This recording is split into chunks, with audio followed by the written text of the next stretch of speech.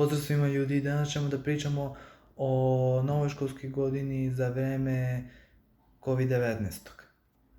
Rekli su na vestima da će pravila za ovu školsku godinu biti sledeće nedelje, ali toliko mislimo o tome da bi trebali da se osjećamo da su trebali to da najave pre 2 dana.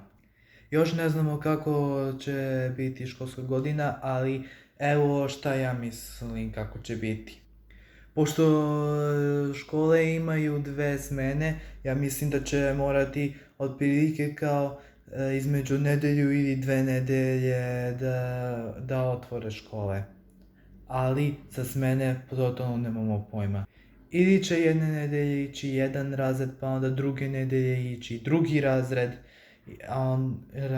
znači to bi bilo najbolje rešenje da bi to rešili, ali nisam još tačno siguran. Ili će prvo imati jednu smenu pola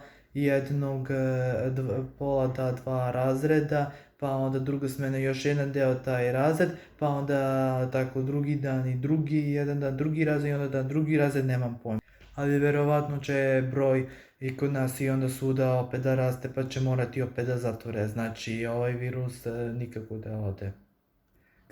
Ako budemo išli u školu, samo hoću vas upozoriti da uvek treba da nosite maske na licu, ne samo obične, ne samo ovde ka vratu i onda negde u džepovima to, nego i po licu da se ne bi zarazili.